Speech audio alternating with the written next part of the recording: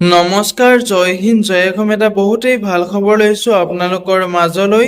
আজি পুনৰ নতুনকৈ চাকৰি আহিল 2025 বৰ্ষৰ কাৰণে। যিহেতু তিনিটাকৈ বিভাগৰ ফালৰ পৰা নতুনকৈ পোষ্টসমূহ মুকলি হৈছে, প্ৰায় 15,000 অধিক পোষ্ট মুকলি হৈছে। গ্ৰেড 3 গ্ৰেড 4 লেভেলৰ পোষ্টসমূহ দেখিবলৈ পাব। যদি আপুনি পোষ্টসমূহত আবেদন কৰিম বুলি ভাবিছে, তেনেহ'লে ভিডিঅ'টো শেষলৈকে চাব, অলপো স্কিপ নকৰাকৈ। পোষ্টসমূহত আপুনি কেনেদৰে আবেদন কৰিব, আবেদন কৰিবলৈ আপোনাৰ বয়সৰ সময়সীমা কিমান লাগিব, প্ৰতিটো পোষ্টৰ ক্ষেত্ৰত আপোনালোকৰ সিলেকশ্যন প্ৰচিডিউৰটো কেনেকুৱা হ'ব, লগতে এপ্লিকেশ্যন ফিজ কিমান কাটিব লাগিব, সম্পূৰ্ণ তথ্য এই ভিডিঅ'টোত আলোচনা কৰিম। ভিডিঅ'টো শেষলৈকে চাই যাব, অলপো স্কিপ নকৰাকৈ। যদি মোৰ চেনেলটোলৈ প্ৰথমবাৰৰ কাৰণে আহিছে, তেনেহ'লে আপুনি চেনেলটো ছাবস্ক্ৰাইব কৰিবলৈ নাপাহৰিব। লগতে ভিডিঅ'টো সকলো বন্ধু বান্ধৱীলৈ শ্বেয়াৰ কৰি দিব, যাতে সকলোৱে জবৰ আপডেটসমূহ প্ৰতিদিনে পাই থাকিব পাৰে। ভিডিঅ' ডেছক্ৰিপশ্যনত মই হোৱাটছএপ চেনেলৰ লিংক দিম, তাতো গৈ আপোনালোকে হোৱাটছএপ চেনেলটো ফ'ল' কৰি ল'ব, যাতে প্ৰতিদিনে জবৰ আপডেটসমূহ সকলোতকৈ আগতীয়াকৈ পাই থাকিব পাৰে। যিহেতু ইয়াতে দেখিবলৈ পাইছে, প্ৰথমটো বিভাগৰ চাকৰিসমূহ আহিছে বেংক অফ মহাৰাষ্ট্ৰ ৰিক্ৰুটমেণ্ট 2025ৰ ফালৰ পৰা। যিহেতু 500টা আপোনাৰ জেনেৰেলিষ্ট অফিচাৰ পোষ্ট মুকলি হৈছে, এই পোষ্টসমূহত আবেদন কৰিবলৈ যদি আপুনি বিচাৰে, ভিডিঅ' ডেছক্ৰিপশ্যনতে মই আবেদন কৰা লিংক দিছোঁ, তাতে গৈ আপুনি আবেদনসমূহ কৰি ল'ব পাৰিব। বেংক অফ মহাৰাষ্ট্ৰৰ ফালৰ পৰা যিসমূহ পোষ্ট মুকলি হৈছে, পোষ্টসমূহৰ লাষ্ট ডেটটো আপোনাৰ 30/8/2025 তাৰিখলৈকে আপোনাৰ পোষ্টসমূহৰ লাষ্ট ডেট আছে। যদি আপুনি পোষ্টসমূহৰ প্ৰতি ইণ্টাৰেষ্টেড হয়, এলিজিবল হয়, আবেদনসমূহ কৰি ল'ব পাৰিব। ভিডিঅ' ডেছক্ৰিপশ্যনতে মই আবেদন কৰা লিংক দিম, তাতে গৈ আপুনি আবেদনসমূহ কৰি ল'ব পাৰিব। ইয়াত এটা অভাৰভিউ দিয়া আছে। আপোনাৰ পোষ্টটোৰ নাম হৈছে জেনেৰেলিষ্ট অফিচাৰ ইন স্কেল 2। ইয়াতে টোটেল পোষ্ট আপোনালোকে 500টা পোষ্ট দেখিবলৈ পাব। কেটেগৰী ৱাইজ আপোনাৰ ভেকেঞ্চিসমূহ দিয়া আছে। SCৰ কাৰণে আপোনাৰ 75টা ভেকেঞ্চি আছে, STৰ কাৰণে আছে আপোনাৰ 37টা ভেকেঞ্চি আছে, OBCৰ কাৰণে আছে 135টা ভেকেঞ্চি আছে, EWSৰ কাৰণে আছে আপোনাৰ 50টা ভেকেঞ্চি, UR কেটেগৰীৰ কাৰণে আছে আপোনাৰ 203 ভেকেঞ্চি। ইয়াতে আপোনাৰ চেলাৰীৰ ক্ষেত্ৰত ক'বলৈ গ'লে 64,820 ৰুপিছৰ পৰা 93,960 ৰুপিছলৈকে আপুনি চেলাৰীসমূহ লাভ কৰিব পাৰিব। ইয়াতে আপোনাৰ বয়সৰ সময়সীমাটো দিয়া আছে 22 বছৰ বয়সৰ পৰা আপুনি 35 বছৰ বয়সলৈকে পোষ্টসমূহত আবেদন কৰিব পাৰিব। লগতে আপুনি এজ ইলেকশ্যনসমূহ লাভ কৰিব পাৰিব। যদি আপুনি OBC NCLৰ হয়, তেনেহ'লে আপুনি 3 বছৰকৈ এজ ইলেকশ্যন লাভ কৰিব পাৰিব। যদি আপুনি SC বা STৰ কেণ্ডিডেট হয়, তেনেহ'লে আপুনি 5 বছৰকৈ এজ ইলেকশ্যন লাভ কৰিব পাৰিব। যদি আপুনি PWBDৰ UR এণ্ড EWSৰ কেণ্ডিডেট হয়, তেনেহ'লে আপুনি 10 বছৰকৈ এজ ইলেকশ্যন ল'ব পাৰিব। PWBDৰ OBC আৰু NCL হ'লে আপুনি 13 বছৰকৈ এজ ইলেকশ্যন ল'ব পাৰিব। PWBDৰ যদি আপুনি SC এণ্ড STৰ হয়, তেতিয়া আপুনি 15 বছৰকৈ এজ ইলেকশ্যনসমূহ ল'ব পাৰিব। এতিয়া এডুকেশ্যন কোৱালিফিকেশ্যন আপোনাৰ বেচেলৰ ডিগ্ৰী থাকিব লাগিব, আপোনাৰ 55% মাৰ্ক থাকিব লাগিব। যিসকল SC ST OBC PWBDৰ কেণ্ডিডেট আছে, তেওঁলোকৰ বেচেলৰ ডিগ্ৰীত 55% মাৰ্ক থাকিব লাগিব। অদাৰ্ছৰ কাৰণে আপোনাৰ 60% মাৰ্ক থাকিলে আপুনি আবেদনসমূহ কৰিবলৈ ইলিজিবল হ'ব। লগতে আপোনাৰ এক্সপিৰিয়েঞ্চটো লাগিব, 3 বছৰ আপোনাৰ ৱৰ্ক এক্সপিৰিয়েঞ্চ থাকিব লাগিব। পোষ্টসমূহৰ প্ৰতি যদি আপুনি আবেদন কৰিব বিচাৰে, তেনেহ'লে আপোনাৰ এক্সপিৰিয়েঞ্চটো থাকিব লাগিব, তেতিয়াহে আপুনি পোষ্টসমূহত আবেদন কৰিবলৈ ইলিজিবল হ'ব। ইয়াতে এপ্লিকেশ্যন ফিজ দিয়া আছে, যিহেতু বেংক অফ মহাৰাষ্ট্ৰৰ ফালৰ পৰা পোষ্ট মুকলি হৈছে। পোষ্টসমূহৰ আবেদন কৰাৰ ইয়াতে এপ্লিকেশ্যন ফিজটো দিয়া আছে আপোনাৰ UR EWS OBCৰ কাৰণে আপোনাৰ 1000 টকা এপ্লিকেশ্যন ফিজ দিব লাগিব, প্লাছ GST থাকিব। SC STৰ কাৰণে আপুনি 100 টকাকৈ এপ্লিকেশ্যন ফিজ দিব লাগিব, প্লাছ GST থাকিব। PWBDৰ কাৰণে আপুনি 100 টকাকৈ এপ্লিকেশ্যন ফিজ দিব লাগিব, লগতে আপোনাৰ GSTটো থাকিব। পে'মেণ্ট মোডটো আপোনালোকে অনলাইন মাধ্যমেৰে পে'মেণ্ট কৰিব পাৰিব। Debit card, credit card, net banking যিকোনো মাধ্যমেৰে আপুনি পে'মেণ্ট কৰিব পাৰিব। হাউ টু এপ্লাই ক্ষেত্ৰত ক'বলৈ গ'লে, ভিডিঅ' ডেছক্ৰিপশ্যনতে মই আবেদন কৰা লিংক দিম, অফিচিয়েল ৱেবছাইটৰ লিংক দিম, তাতে গৈ আপুনি নিজেও চেক আউট কৰি ল'ব পাৰিব। যদি আপুনি আবেদন কৰিব বিচাৰে, এপ্লাই লিংকত ক্লিক কৰি আপুনি আবেদনসমূহ কৰি ল'ব পাৰিব। ইয়াতে আপোনাৰ ষ্টাৰ্টিং ডেটটো হৈছে, যিহেতু যোৱাকালিৰ পৰা এই পোষ্টসমূহত আবেদন প্ৰক্ৰিয়াটো ষ্টাৰ্ট হৈ গৈছে। 13 আগষ্ট 2025ৰ পৰা আবেদন প্ৰক্ৰিয়াটো ষ্টাৰ্ট হৈ গৈছে, আৰু লাষ্ট ডেটটো আছে আপোনাৰ 30 আগষ্ট 2025লৈকে আপোনাৰ লাষ্ট ডেটটো আছে। যদি আপুনি ইণ্টাৰেষ্টেড হয়, এলিজিবল হয়, এই পোষ্টটোৰ প্ৰতি আবেদনসমূহ কৰি ল'ব পাৰিব। ইয়াতে আপোনাৰ দ্বিতীয় বিভাগৰ পোষ্টসমূহ দেখিবলৈ পাইছে। আছাম ছ'চাইটি ফৰ ছ'চিয়েল ইউডিট ৰিক্ৰুটমেণ্টৰ ফালৰ পৰা যিহেতু 48টা পোষ্ট মুকলি হৈছে, এই পোষ্টসমূহতো আপুনি অনলাইন মাধ্যমেৰে আবেদন কৰিব পাৰিব। পোষ্টসমূহৰ লাষ্ট ডেট আপোনাৰ 27/8/2025 লৈকে পোষ্টসমূহৰ লাষ্ট ডেট আছে যদি আপুনি ইণ্টাৰেষ্টেড হয় এলিজিবল হয় আবেদনসমূহ কৰি ল'ব পাৰিব ভিডিঅ' ডেছক্ৰিপশ্যনতে মই আবেদন কৰা লিংক দিম তাতে গৈ আপুনি আবেদনসমূহ কৰি ল'ব পাৰিব এতিয়া আপোনাৰ যিটো প্ৰথমতে আছে আপোনাৰ ছ'চিয়েল ডেভেলপমেণ্ট স্পেচিয়েলিষ্টত যিটো আপোনাৰ পোষ্ট আছে তাতে আপোনাৰ এটা পোষ্ট মুকলি হৈছে এই পোষ্টটোৰ ক্ষেত্ৰত আপোনাৰ education qualification MA in sociology economics और মাষ্টাৰ অফ ছ'চিয়েল ৱৰ্কত আপোনাৰ গ্ৰেজুৱেশ্যন থাকিব লাগিব MA আপুনি পাছ কৰিব লাগিব তেতিয়া আপুনি পোষ্টসমূহত আবেদন কৰিব পাৰিব লগতে আপোনাৰ এক্সপিৰিয়েন্সটো লাগিব এই পোষ্টটোৰ ক্ষেত্ৰত 5 বছৰ আপোনাৰ এক্সপিৰিয়েন্স থাকিব লাগিব তেতিয়া আপুনি পোষ্টটোত আবেদন কৰিবলৈ এলিজিবল হ'ব লগতে আপোনাৰ চেলাৰীসমূহৰ ক্ষেত্ৰত ক'বলৈ গ'লে 50,000 পৰা আপুনি মন্থলি চেলাৰীসমূহ লাভ কৰিব পাৰিব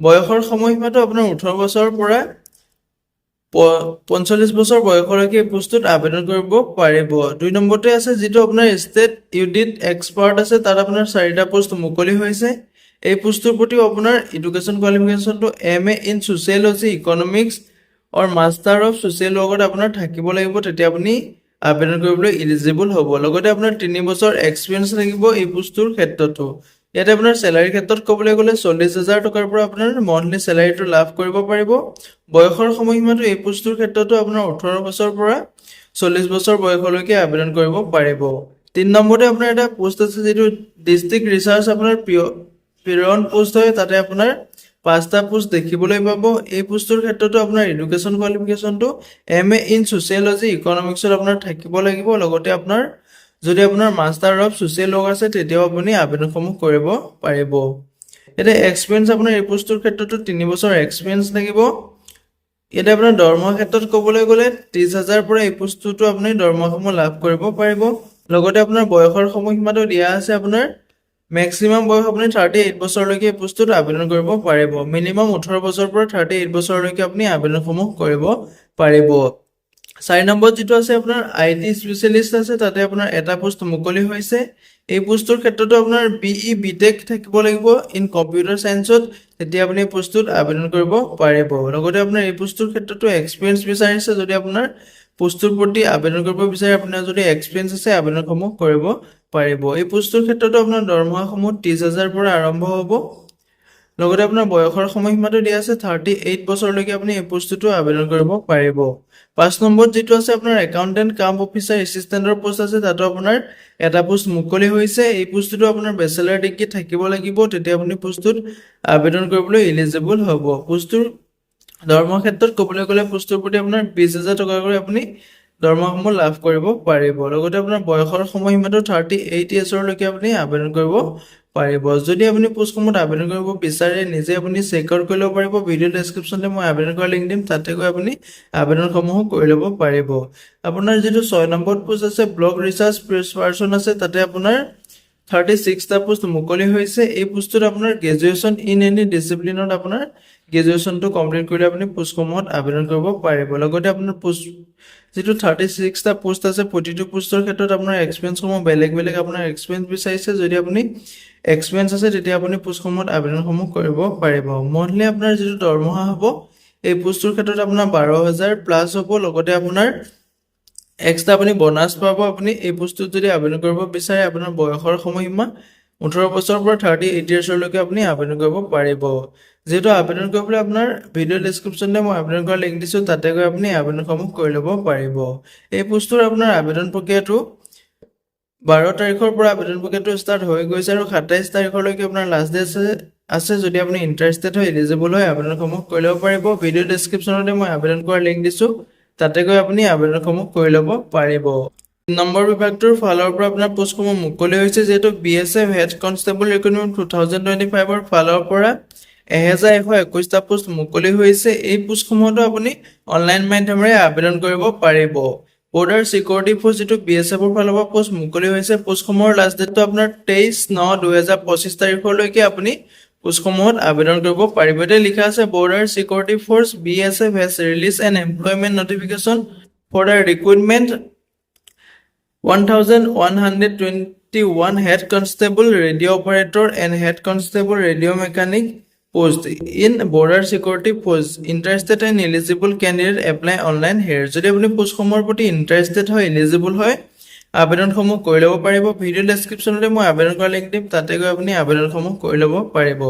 যিহেতু BSFৰ ফালৰ পৰা 1121টা পোষ্ট মুকলি হৈছে, এই পোষ্টসমূহ যদি আপুনি ইণ্টাৰেষ্টেড হয়, এলিজিবল হয়, আবেদনসমূহ কৰি ল'ব পাৰিব। ইয়াতে পোষ্ট ৱাইজ আপোনাৰ ভেকেঞ্চিসমূহ দিয়া আছে, যিটো আপোনাৰ টোটেল পোষ্ট 1121টা পোষ্ট দেখিবলৈ পাব। ইয়াতে আপোনাৰ হেড কনষ্টেবল যিটো আপোনাৰ ৰেডিঅ' অপাৰেটৰ আছে, তাতে আপোনাৰ 910টা পোষ্ট দেখিবলৈ পাব। হেড কনষ্টেবল যিটো আপোনাৰ ৰেডিঅ' মেকানিক আছে, তাতে আপোনাৰ 211টা পোষ্ট দেখিবলৈ পাব। দৰমহাৰ ক্ষেত্ৰত ক'বলৈ গ'লে আপোনাৰ পে লেভেল 4 মতে আপোনালোকৰ দৰমহাসমূহ দিয়া হ'ব 25,500 টকাৰ পৰা আৰম্ভ কৰি আপোনাৰ 81,100 টকালৈকে আপুনি দৰমহাসমূহ লাভ কৰিব পাৰিব। এজ পাৰ আপোনাৰ 7 CPC আপোনাৰ যিটো 7 আপোনাৰ কমিশ্যনৰ মতে আপোনাৰ দৰমহাসমূহ দিয়া হ'ব। এতিয়া নেম অফ অৰ্গেনাইজেশ্যনটোৰ নেম হৈছে যিহেতু বৰ্ডাৰ চিকিউৰিটি ফ'ৰ্চৰ ফালৰ পৰা পোষ্টসমূহ মুকলি কৰি দিয়া হৈছে, BSFৰ ফালৰ পৰা যিহেতু পোষ্টসমূহ মুকলি কৰি দিয়া হৈছে। বয়সৰ সময়সীমাৰ ক্ষেত্ৰত ক'বলৈ গ'লে এই পোষ্টসমূহত যদি আপুনি আবেদন কৰিব বিচাৰে, আপোনাৰ বয়সটো 18 বছৰৰ 25 বছৰ বয়সলৈকে আপুনি আবেদন কৰিব পাৰিব। লগতে আপুনি এজ ইলেকশ্যনসমূহ লাভ কৰিব পাৰিব। OBCৰ কেণ্ডিডেট হ'লে আপুনি 3 বছৰকৈ এডুকেশ্যন লাভ কৰিব পাৰিব। SCৰ কেণ্ডিডেট হ'লে আপুনি 5 বছৰকৈ এডুকেশ্যনসমূহ লাভ কৰিব পাৰিব। যদি আপুনি STৰ হয়, তেতিয়াও আপুনি 5 বছৰকৈ এডুকেশ্যনসমূহ লাভ কৰিব পাৰিব। ইয়াতে আপোনাৰ এডুকেশ্যন কোৱালিফিকেশ্যনটো আপোনাৰ যিটো হেড কনষ্টেবল আছে, ৰেডিঅ' অপাৰেটৰ, তাত আপোনাৰ মিনিমাম আপোনাৰ মেট্ৰিক পাছ কৰিলে আপুনি পোষ্টসমূহত আবেদন কৰিবলৈ ইলিজিবল হ'ব। যিটো আপোনাৰ হেড কনষ্টেবল ৰেডিঅ' মেকানিক আছে, তাতে আপোনাৰ মেট্ৰিক পাছ কৰি লগতে আপোনাৰ ITI থাকিব লাগিব, তেতিয়া আপুনি পোষ্টটোত আবেদন কৰিবলৈ ইলিজিবল হ'ব। ইয়াতে এপ্লিকেশ্যন ফিজটো দিয়া আছে, যিসকল ইউআৰ OBC অদাৰ্ছৰ কেণ্ডিডেট আছে, তেওঁলোকে 100 টকাকৈ এপ্লিকেশ্যন ফিজ কাটিব লাগিব। SC ST ফিমেল আৰু BSF কেণ্ডিডেটৰ কাৰণে কোনো ধৰণৰ এপ্লিকেশ্যন ফিজ কাটিব নালাগে। পে'মেণ্ট মোডটো আপোনালোকে অনলাইন মাধ্যমেৰে পে'মেণ্ট কৰিব পাৰিব। Debit card, credit card, net banking যিকোনো মাধ্যমেৰে আপুনি পে'মেণ্টসমূহ কৰিব পাৰিব। হাউ টু এপ্লাই ক্ষেত্ৰত ক'বলৈ গ'লে, যদি আপুনি পোষ্টসমূহত ইণ্টাৰেষ্টেড হয়, এলিজিবল হয়, ভিডিঅ' ডেছক্ৰিপশ্যনতে মই আবেদন কৰা লিংক দিছোঁ, তাতে গৈ আপুনি আবেদনসমূহ কৰি ল'ব পাৰিব। আজিলৈ ভিডিঅ'টো ইমানেই আছিলে। যদি ভিডিঅ'টো চাই ভাল পালে এটা লাইক কৰিব, আৰু মোৰ চেনেলটোলৈ যদি প্ৰথমবাৰ কাৰণে আহিছে, তেনেহ'লে চেনেলটো ছাবস্ক্ৰাইব কৰিবলৈ নাপাহৰিব। BSFৰ ফালৰ পৰা যিসমূহ পোষ্ট মুকলি হৈছে, এই পোষ্টসমূহত আপোনাৰ 24 আগষ্ট তাৰিখৰ পৰা আবেদন প্ৰক্ৰিয়াটো ষ্টাৰ্ট হৈ যাব। আপোনাৰ লাষ্ট ডেটটো 23 ছেপ্টেম্বৰলৈকে আপোনাৰ লাষ্ট ডেটটো আছে। যদি আপুনি আবেদন কৰিব বিচাৰে, 23 ছেপ্টেম্বৰ আগতে আপুনি আবেদনসমূহ কৰিব পাৰিব।